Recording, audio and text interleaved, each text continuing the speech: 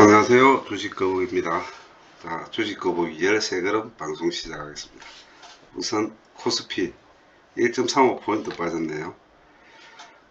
항상 전 방송을 다시 한번 리피트 하면서 제가 방송을 하는 이유가 리체크하는 가벼운 마음으로 확인하려고 전 방송 걸 이야기 드리는 거니까 오해는 하지 마시고. 자, 1.3포인트인데 전 방송 지난주 금요일날 제가 방송 말경에 2500의 강한 저항선이 있을 거라고 말씀드렸습니다. 그거는 뭐 주식을 하시는 좀 전문적으로 하시는 분들은 거의 다 알고 있는 일반적인 사항이고, 아니나 다를까 오늘 1.35포인트 빠졌는데, 보시면 외국인 기관 검토 쭉 보시면요, 외국인은 관망, 기관은 오늘 매물이 용담 복귀하듯이 빠져나갔습니다. 한 6천, 한 500원, 6천원 500억대죠. 오, 6천원 800억대네요. 이거는 제가 다른 큰 말씀드리는 건데, 시세 차익입니다. 단기 시세 차익. 그래서 제가 다시 한번 또 이제 말씀드리지만, 이 개인들이 결코 돈을 벌 수 없는 이유가 여기 있어요. 오늘 같은 날 안 사고, 지난주 목요일 금요일 같이 끌어올렸어야죠. 그럼 못 팔아요. 참 안 되죠, 그죠? 아마 이 주식 하시는 분들 보면은 오늘 괜히 사면은 아이고 이래서 괜히 개인 투자가 돼 돈을 못 번다고 이야기 하실 겁니다. 이구동성으로. 저도 그렇게 했죠. 이거 분명히 매수 들어오면은 고점에 물린다고. 왜 이런지 모르겠어요, 진짜. 조금만 생각해 보면 알 건데. 지수 좀 빠지면 사고, 지수 좀 오르면 팔고, 이거는 큰 돈 못 봅니다. 그러다가 왕창 내리버리면은 다 고점에 다 물려요. 물론 뭐 그 안에가 좀 더 수익을 볼 수도 있겠지만, 현재는 참 안타깝습니다. 안타까워. 예. 그죠? 모래알이라 그러세요. 모래알. 개인이 투자가 되는 모래알이라서 그걸 아주 교묘하게 이용해 먹고. 자, 지금 현재 외환이 1230원대 아래 위로 뭐 몇 원씩 계속 지금 올해 연초부터 안정적입니다. 달러 지수도 마찬가지고요. 이제 이 말은 무슨 말이냐면, 달러가 지금 좀 내려간다는 이야기인데, 그럼 외국인은 수급이 들어와요.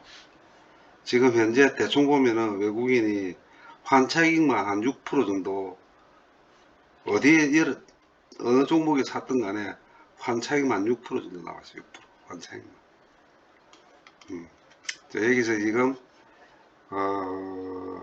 좀 더 힘을 쓰려면, N이 조금 강세로 가야 돼, N이. N만 강세로 가주면은 외국인들은 더 들어옵니다. 지금 달러 약세는 들어오는데 한계가 있어요. 한계가. 다 들어왔기 때문에 N이 좀 강세로 나가줘야 되는데 이게 좀처럼 쉽지가 않네요. N 같은 경우는 워낙 금리를 강제적으로 지금 묶어놨기 때문에, 예, 잘 아시겠지만은 오늘은 좀 부차적으로 설명을 좀 많이 드릴 겁니다.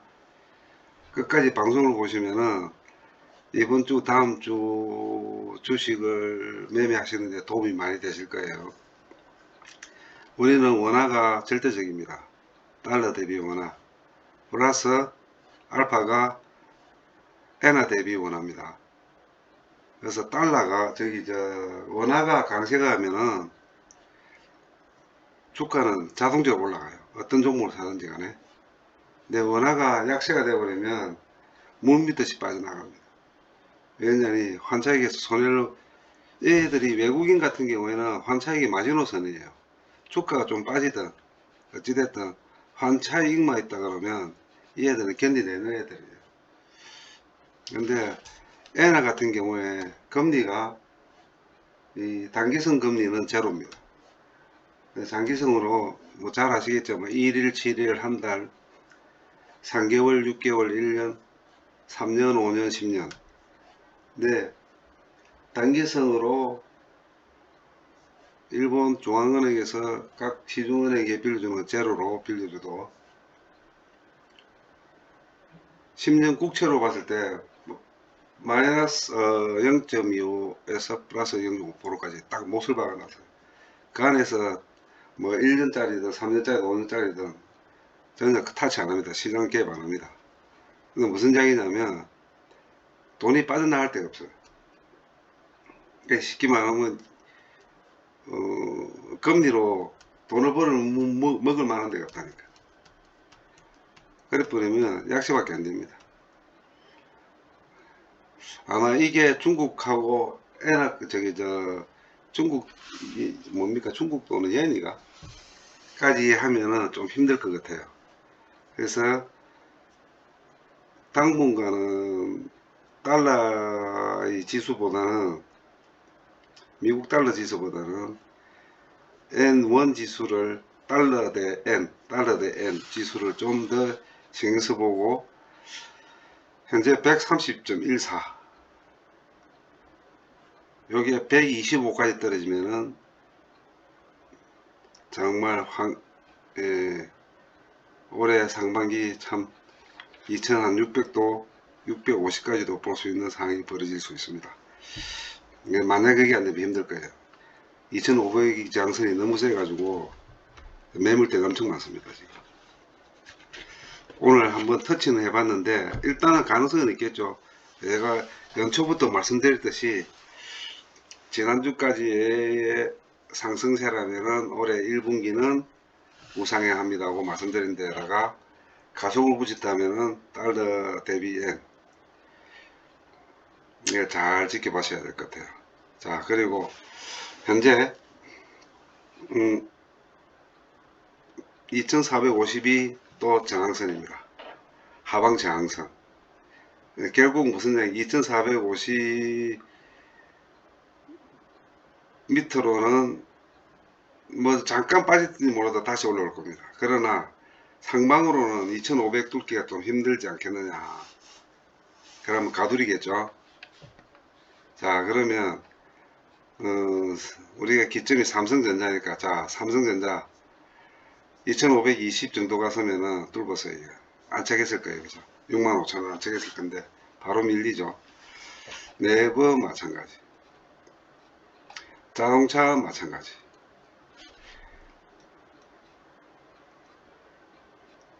그래서 이번 주 금요일날 방송에도 말씀드렸지만 월요일, 화요일, 수요일 2월 1일날 FOMC에서 0.25 금리 뭐 거의 99%라니까 0.25 보고 파월 영감님께서 또 촛불이는 소리를 분명히 할 것 같고, 거기에 따라 변동, 그 다음에 실적 발표, 거기에 따라서 저희들도 실적 발표. 결국은 이번 주가 OK 목장의 결투가 벌어지듯이 각 종목 실적 발표에 따르는 주가의 등락폭이 상당히 커질 것 같습니다. 자, 그렇게 보시면 정확하실 것 같고, 자, 그 다음 두산 인프라코어 예상대로, 그렇죠? 예상대로 오늘 중국 상위가 생각보다 오르지 않았죠. 조장에 1포인트 이상 오르더니 밀려버렸습니다. 0.14포인트로 마감을 했네요.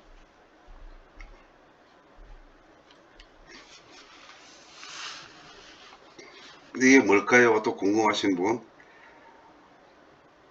조장에 오르는 거 별로 안 좋습니다. 저희들 보세요. 순간적으로 단기성은 너무 오르니까 조정받듯이 저는 차라리 이게 더 낫습니다. 결국은 우리 종합주가가 135포인트가 빠지도 보합에 끝났어요. 아주 희망적이죠. 안 빠지잖아요. 그죠? 다시 한번 이야기하지만 중국 영향을 절대적으로 봅니다. 자, 그러면 이번 주 현대두산 인프라코어가 2월 3일 날 공시 예고가 되어 있어요. 2월 3일이면 수요일인가?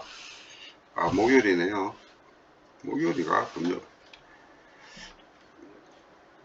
공시 전까지 어떻게 움직일까? 이게 또 이제 저희들이 봐야 될, 관심을 집중시켜야 될 사안 같은데, 금요일입니다. 2월 3일이 금요일이네요. 자, 금요일은 어떻게 될까요? 궁금하시죠? 그러면 제가 보는 견해를 말씀드릴게요. 2020년 1Q, 2Q, 3Q, 4까지는 아주 실적이 좋습니다. 그때 발표 실적도 서프라이즈는 못 되더라도 예상대로 나올 것 같아요. 그러면서 아마 배당 이야기를 할 것 같습니다. 그런데 중요한 건 내일부터 3일 동안 중국 증시가 어떻게 움직이느냐에 따라가 8,000원을 뚫을 가능성이 아주 많아요. 그러면 제가 볼 때는 내일 한번 7,000 요선 1월 18일 고가 7,820원, 시가 7,820원, 7,800원 37, 20일.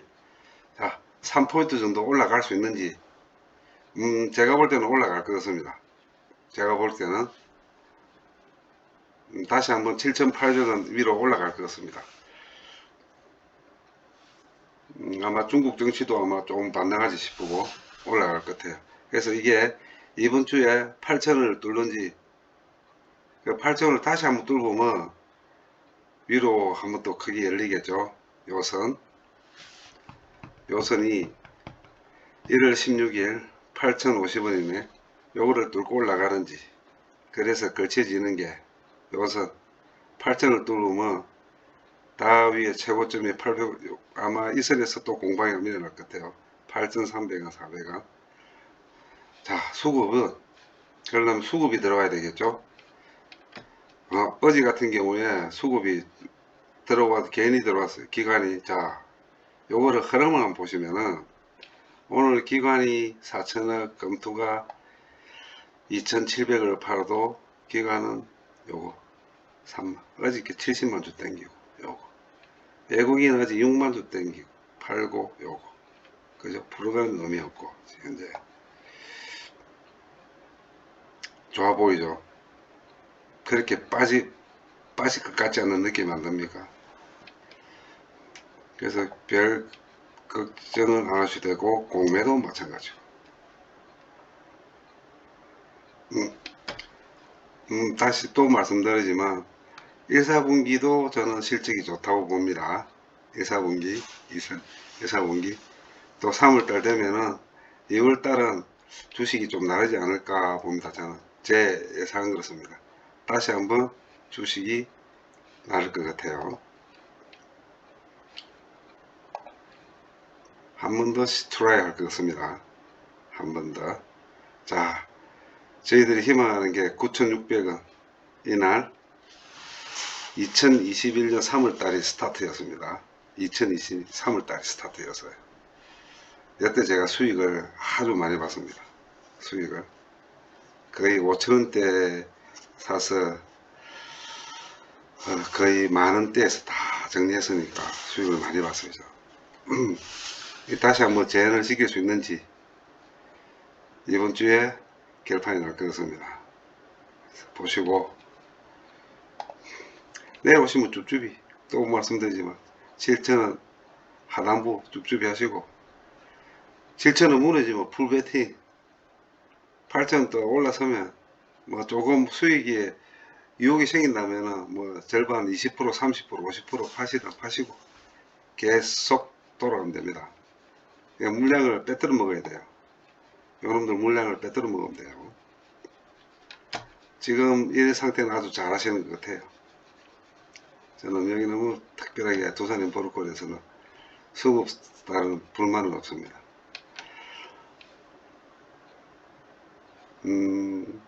그렇죠. 그리고 다시 제가 말씀드리지만은 중국이 오늘 발표한 게 설비와 인프라에 우리나라 돈 540조 발표하더라고요. 각 성마다 채권 발행이 다 됐어요. 그 자금 준비 자금이 다 지금 스탠바이 되어 있는 것 같습니다. 이제 코로나가 진정되면서 이제 중국 정부에서도 이제 관망을 하겠죠. 준비에 대해서 언제 시작해야 될지. 스타트하는 순간, 물론 현대건설기도 좀 날아갈 거고, 두산이 또 코도. 같이 가겠네요. 결국 오늘 제가 말씀드렸듯이 이게 설이 끝나고 팬데믹이 좀 코로나가 진정이 되면은 역대급 경기 부양책을 발표하겠다고 말씀드렸는데 오늘 신문에 찾아보시면 나올 겁니다. 우리나라 돈 540조입니다. 우리나라 GNP의 3분의 1 투자를 한답니다. 돈을 인프라하고 제조 설비 오늘 발표했습니다. 사항을 봐보면 알겠죠. 결국 시간은 개미편입니다. 지켜보시고 히트앤드런 작전하셔도 괜찮습니다. 이거. 자, 그 다음 HMM.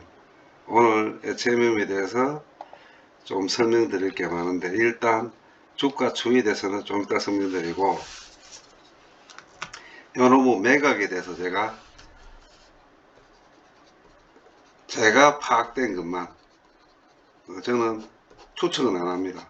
팩트에 대해서 제가 판단만 하는 거지. 처음에 설명을 좀 드려볼게요. 이게 2022년 10월입니다.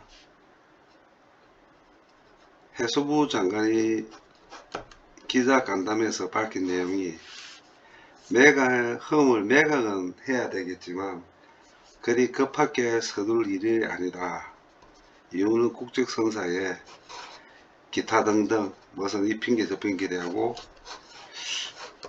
매각에 대해서 약간 루즈하게 이야기했습니다. 또 그것도 10월달 해수부 장관 기자간담회 해보시면 나올 거예요. 내용은 시간 관계상 자세히 설명을 안 드리겠습니다. 그래서 저도 아직까지 매각에 대해서는 매각이라는 회사는 재무가 우수하고 향후에 어찌됐든 현재까지 재무가 우수한 회사가 시총금액이 큰 어쨌든 재무가 우수한 회사는 매각은 호재입니다. 그런데 그렇게 기자간담회에서 이야기하길래 아직 저도 일단 딜레이를 시켰어요. 보류를 했었는데 12월 달에 매각에 대해서 12월 초에 매각에 대해서 자꾸 찌라시가 뜨듯이 떠더라고요. 근데 제 판단에 이거 이제 들어갈 타이밍이다 라고 분명히 배당에 대해서 예사가 지금 현금이 한 10조 이상 나올 것 같고 그럼 배당이라도 많이 나오겠다. 그 다음에 이걸 매각을 한다면 이렇게 공개롭고 제가 지금까지 쭉 설명했듯이 그런 내용 때문에 좀 빨리 진행되지 않겠나. 역산해 봐도 그렇고. 그래서 저는 제 판단에 그렇게 매수를 들어가기 시작했고. 근데 웃긴 게 1월 달에 급하게 하듯이 뭔가 좀 빨리 진행되는 거 안 같아요. 왜 그런지 제가 주말 동안에 곰곰이 생각을 해봤어요. 근데 제가 놓친 게 하나 있더라고요. 뭐냐니까 이 애들이 12월 달에 이 매각을 서두른 이유가 12월 달에부터 시작했다는 거 제가 12월 달부터 말씀을 드렸던 거고 국회에 통과돼가 시행령이 떨어진 게 그거 아실는지 모르겠지만 의무공개 매수 제도라는 게 국회에서 통과가 됐어요. 이게 무슨 이야기냐면은 2024년 1월 1일부터 적대적 M&A든 우호적 M&A든 M&A를 하는 회사의 지분은 대주주를 기준점으로 해가 지분을 양도하고 회사를 인수하고 경영권을 확보하는 건데 2024년 1월 1일부터는 안됩니다. 다시 말해서 이 주주 권익 보호를 위해서 일반 주주들도 공개 매수권을 청구할 수 있어요. 이제 인수하는 업체에다가 이래 돼버리면 이게 어떤 문제가 생기냐니까 인수하는 업체 측에서 엄청 부담이 생겨요. 그렇죠. 저도 팔 수 있어요. 너가 인수하는 가격이 얼마고 주당 얼마 가격에 인수하노? 실로 예를 들어 드릴게요. 그때 두산 인프라코어가 두산중공업이 공개매수가 그때 12,000원 거랬거든요. 12,000원 거랬을 거예요. 만약에 얘들이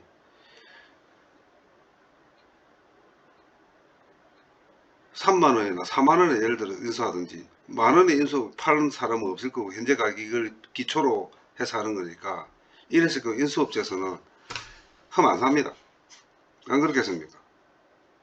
지분을 다 사줘야 될 수가 생기는데 그 돈이 어디 있어요? 그래서 이 애들은 지금 무조건 2023년 올해 안에 매각 완료해야 됩니다. 아니면은 이 회사 자체가 매각이 안 돼요. 왜냐 이게 걸려 들어가. 의무공개 매수 이 청구권에 걸려 들어가죠. 2024년 1일부터. 그래서 이렇게 급하게 서두른 것 같아요. 다시 이야기하면 오늘 어제부터 시작해 가지고 뭐 3일 회계부 뭐 삼성예금은행 뭐 저기 저 컨설팅하고 이 다른 의향서를 뭐 이런 뭐 보내고 했다 그러는데 여기에 플러스 뭐가 들었냐니까 실사건도 같이 들어있더라고요. 실사건. 그러니까 다시 말해서 험 재무제 험 회사 상태를 전부 다 까디 보는 거예요. 예, 같이 붙어서 하는 경우는 원래 이 실사라는 거는 누가 하느냐면은 인수업체에서 하는 겁니다. 인수업체에서. 그쵸? 근데 이것까지 아예 같이 하는 거예요. 그러면 도대체 몇 개월이 줄어드냐면 반년이 줄어들어요. 반년이. 실사라는 건 짧게는 3개월, 길게는 6개월 속이에요. 인수하는 업체에서 나가가. 인수하는 업체의 회계 범인이 나가서 실사를 한다고. 근데 그 기간조차도 지금 줄이고 있는 거예요. 이유가 업무공개 매수 청구권. 요거 팩트입니다. 그래서 저희들 어떻게 2024년 뭐 매년 2025년 거꾸로 역산해 가지고 이래서 올해 6월 7월 달 밖에 안 됩니다 한 이유가 저는 그렇게 보고 저도 놓쳤지만 요게 있더라고요. 요게 야 그래 얘들은 지금 급할 수밖에 없어요 지금. 그래서 작년 10월 달에 해수부 장관이 이야기했던 거를 작년 12월 달에 해수부 장관이 판을 바꾼 거예요. 말을. 자 그러면은 다음에 어떻게 되냐. 인수는 저는 그렇게 생각합니다. 포스코는 안 돼요. 이게 왜 안 되느냐면은 포스코는 벌크선이 전용입니다. HMM은 컨테이너가 전용이고, 물론 이번에 HMM에서 벌크선도 확충하겠다고 요것이 포스코가 인수하기 좋게끔 만들어 주려고 하는 전략이 있는 건지는 확실치는 않지만 둘이서 같이 하면 시너지 효과는 100% 나오겠죠. 그죠? 근데 이 포스코는 지금 그만한 지금 그게 안 돼요. 지금 제가 금융 방송에도 말씀을 드렸지만 이 애들은 지금 어떤 물류 쪽은 관심이 없다니까요. 자원개발. 포스코는 지금 포스코홀딩스는 자원개발이 우선순위가 자원개발입니다. 몰라요. 또 산업은행에서 하고 원래 포스코도 공사고 뭐 산업은행도 공사니까 저희끼리 짝짝꿍대가 어떻게 뭐 거국적으로 합의를 본다면은 그럴 수는 있겠죠. 그죠? 하지만 일방적인 상식적으로 저희들이 M&A를 하는 경우에는 포스코는 제외입니다. 가장 제가 처음부터 이 매각에 대해서 말씀드린 게 가장 유력한 우선 후보가 현대글로비스다. 현대글로비스다. 그 이유는 계속 방송에서 말씀드렸으니까 안 하겠습니다. 그래서 글로비스 주가와 험의 주가를 잘 보시라고 계속 말씀을 드리는 거고 앞으로도 마찬가지입니다. 자, 그 다음에 지금 한간에 놓는 SM 상승. SM 상승이 작년 4월달부터 6월달 약 2달간 1조 원 이상을 매집해서 지금 현재 지분이 5%가 돼요. 그러면 평균 가격이 29,000원에서 3,000원 사이입니다. 3만원 사이입니다. 현재 상태 얼마 빠졌어요? 40% 빠졌어요. 그죠? 거의 40%. 그 애들이 바보라서 이걸 그때 땡기고 지금까지 안 팔고 있겠습니까?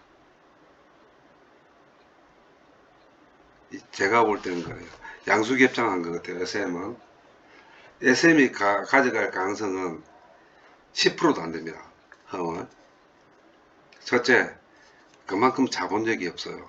그러면 사모펀드나 어떤 펀드를 또 만들어서 돈을 땡겨야 되겠죠. 최소한 10조 이상은 있어야 되는데, 근데 그럴 가능성도 보고, 그 SM 상선의 회장님이 우리나라 M&A 기재라고 유명하신 분인데, 그럴 가능성도 베팅을 하지만 이 회사의 가치를 보고 투자를 한 것 같아요.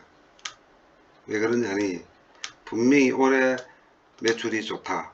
배당도 배당. 그 다음에 주가도 주가. 만약에 5.5% 지분을 가지고 브레이크는 걸 수 있거든요. 임시주총도 열 수 있고 다 할 수 있어요. 가치를 끄집어 올립니다. 자기가 못할 것 같으면 차이단의 주가를 끄집어 올라가 팔 거예요 아마. 제가 말씀드렸잖아요. 평균 가격이 거의 3만원 또 3만원 29,000원 좀 더 되더라고요. 그렇죠? 5% 이상이면 대주주입니다. 대주주는 임시주총을 열 권한이 있어요. 계속 딴지 걸고 브레이크 걸면 미쳐버려요 그냥. 그 다음 배당만 해도 제가 볼 때 최소한 7, 800억 가져가요. 배당만. 그 배당만 7, 800억 이상 가져간다니까. 그러니까 이래도 좋고 저래도 좋기 때문에 미리 가서 선점한 것 같아요. 높은 가격이라고 떨어져 봤자 결국 결코 손해볼 일 아니고 끄집어 올려놓고 감막, 끄집어 올려놓고 감막. 지금은 뒤로 싹 빠져버렸죠. 그죠? 주가 때문에. SM 상승의 전략에 대해서도 대충 제가 감이 오더라고요. 자, 이 상태. 그러면 얘들이 지금 시간 없고, 다시 말해서 올해 안에 이 의무 공개 매수 청구권을 피해 가려면 올해 안에 무조건 끝내야 됩니다. 자, 그러면 얘들 스케줄대로 6, 7월 달에 끝내야 되고, 본계약하고 올해 안에 끝내려면 이 주가가 어떻게 움직일까요? 자, 어제 금요일날 말씀드렸듯이 3파동이 됐습니다. 제 방송을 보시는 분은 저는 그대로 할 겁니다. 첫 번째, 지금 예정 공시가 6월 13일입니다. 6월 13일. 6월 13일날 지금 공시 예정일로 잡히가 있어요. 요 사이에 반드시 제가 볼 때는 2만 5, 6천 한번 갑니다. 그게 첫 파동.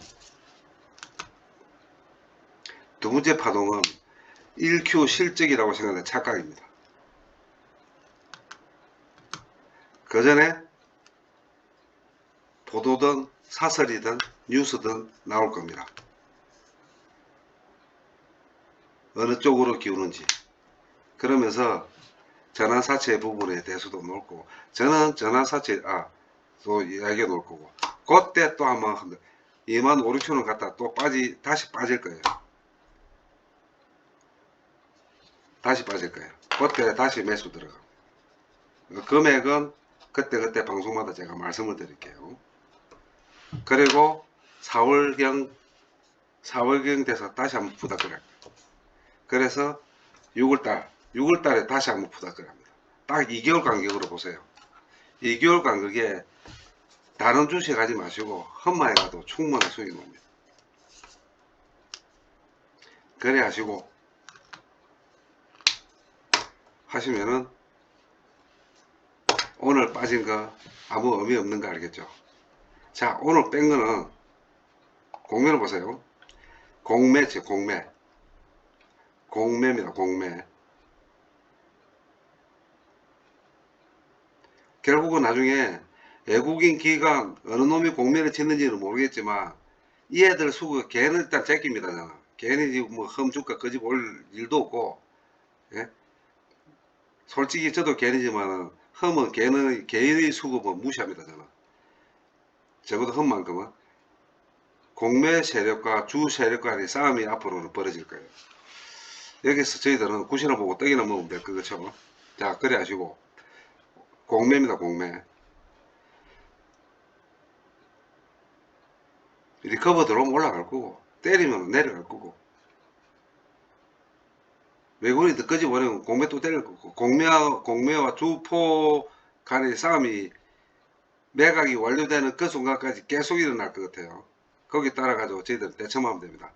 그리고 두 달, 2월달, 4월달, 6월달, 맥시멈 7월달까지 험을 공고 나갈 겁니다. 저는.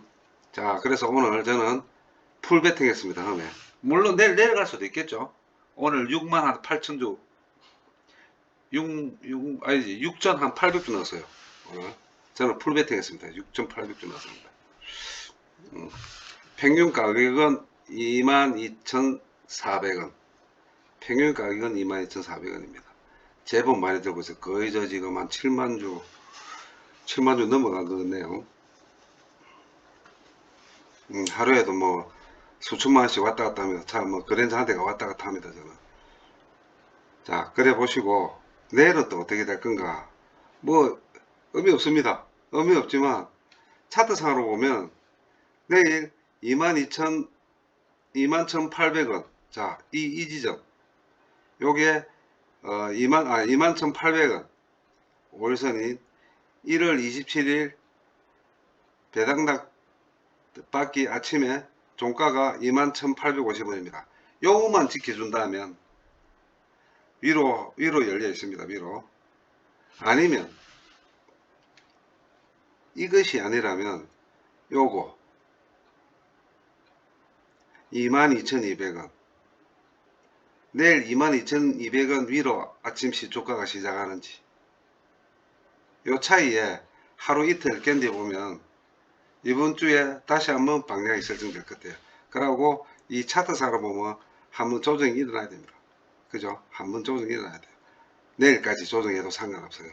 그러나 내일 조정에 21,850원이 무너지지 않는다면은 조정권에 짧을 것이고 무너진다면 한 2, 3일 더 갈 것 같고 단 또 한번 거래량은 터집니다. 시간이 없어요. 정리가 돼 어떤 식으로든 정리가 돼야 될 부분이라서 뭐 너무 걱정 안 하셔도 될 것 같습니다.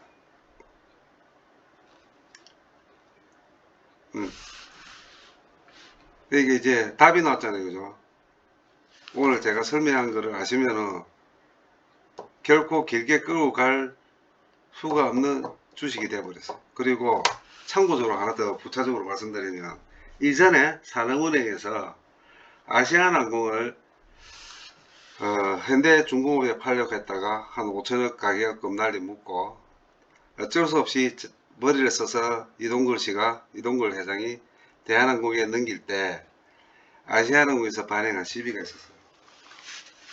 전화사채가. 그거를 똑같은 내용이 반복된 겁니다. 이 내용이 지금 그대로 험에도 그 이야기가 나왔어요. 상장을 시켜야 된다. 아니면 뱀이 걸리니 뭐니. 그래서 이거는 반드시 상장을 시켜야 된다 했습니다. 한 3천억 될 거예요. 근데 다들 그렇게 한다고 뭐 주가 떨어지고 그때 아시아나항공 주가 떨어지고 난 개판을 쳤다고 그때. 근데 결국 어떻게 된 줄 아십니까? 거국적인 차원에서 이거는 아시아나항공은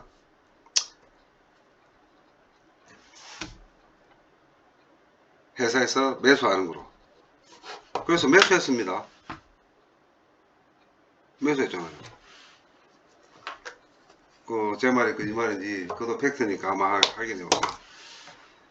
시중에 안 나왔습니다.